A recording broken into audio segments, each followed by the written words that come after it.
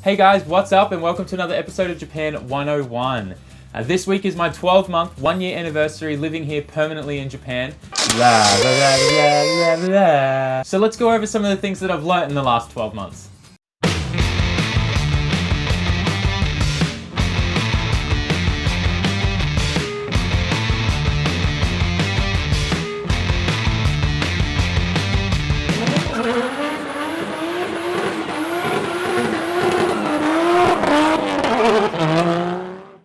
One of the very first things that I learned coming here and living in Japan was just how intense the Japanese are when it comes to paperwork and doing everything one specific way. There's only one correct way that you can do something, and it has to be by the book that everyone's been taught.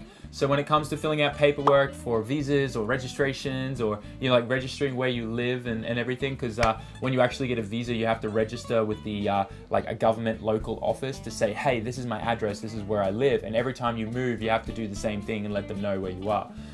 So all the paperwork involved for that, as well as like getting your driver's license over here, and just anything in that category of you need to do paperwork for anything official is a complete, utter headache. Luckily I have an amazing wife, and she's been helping me out with a lot of that stuff or anything that I've had to do.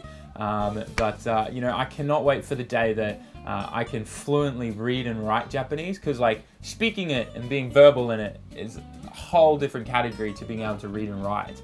Hiragana is quite easy to recognize and learn, because that's the sounds phonetically. But the kanji, which is all those sounds kind of put together in one symbol. I think on average it takes 7 years for a high school student, or just a school student, while they're growing up, to actually master kanji and be able to not only read it but write it and properly remember all of it.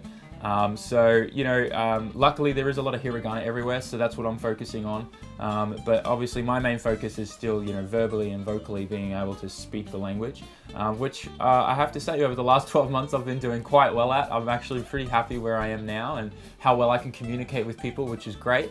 I think overall, just paperwork and in general, throwing yourself in the deep end and trying to learn a language that you're not used to or you haven't spoken, never learned before, is definitely the challenge, and it's been nothing but fun. Another thing that I learned was sarcasm. Now, me being Australian, a lot of Australians, we're very quite sarcastic, and we're stirring each other up, which is kind of a way of teasing each other. And anyway, so we use sarcasm a lot in Australia, but in Japan, it doesn't really exist. And if you try to be sarcastic with anyone that actually knows English, they don't generally understand what sarcasm is either. So you just kind of have this awkward pause moment where they actually think you're being serious, or you're just being a terribly, horrible, mean person to them and they want to cry. So forget about sarcasm when you live in Japan. my LED light just fell off the camera. I really need to fix how that's mounted. Another thing that I've learned while being here is no matter your level of speaking Japanese, if a Japanese person hears you speak just even the simplest word of Japanese, they'll tell you, oh my god, your Japanese is amazing, it's so good.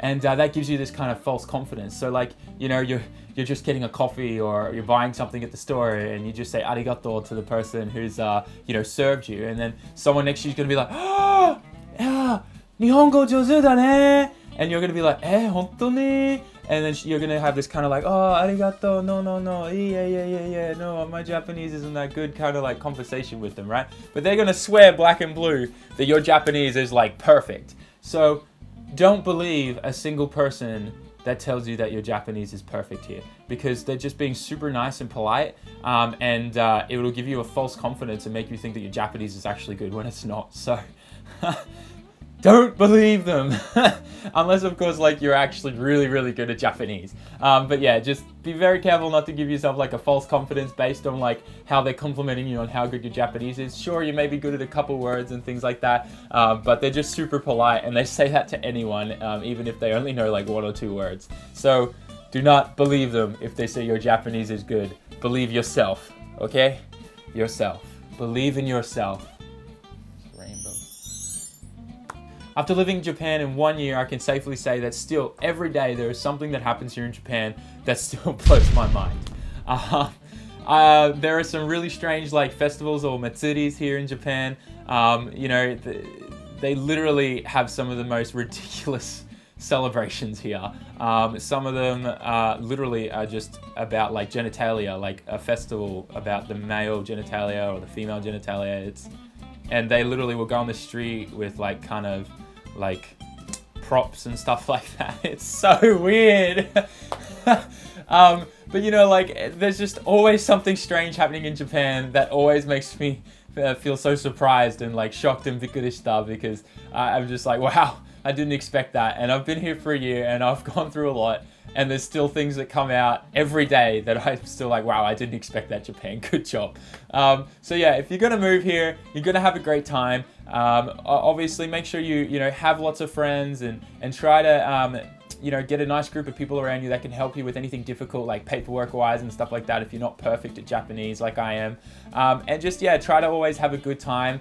And when it comes to looking for a job here in Japan, the easiest thing that anyone can do is teach English, and there are so many jobs out there. You can even list yourself on Craigslist, and people will pay you by the hour just to meet you at a coffee shop like Starbucks to teach them English or just practice their English. So no matter what, I can guarantee you that you'll be able to find some way of income coming here to Japan, even if it's just teaching the language that you've been speaking since you were, a small child. So yeah, guys, I definitely recommend come to Japan, check it out. And as for like myself, I don't see myself leaving permanently anytime soon. So, Japan is home for me. I just got back from a 10-day business trip to Australia, and honestly, I was homesick in Australia for Japan. So Japan's definitely my home now, and I hope that one day maybe you guys get to experience that as well. Alright guys, that's it. That's my time. Thanks heaps for watching. Make sure you like, comment, and subscribe. Leave a comment in the comment section below and tell me if there's anything you want me to cover or show you or teach you about here in Japan, and I'll make sure that happens. And yeah, as always guys, ja mata ne. Just subscribe or a kitten will die. No, I won't murder a kitten. That's terrible. I don't even know why I said that.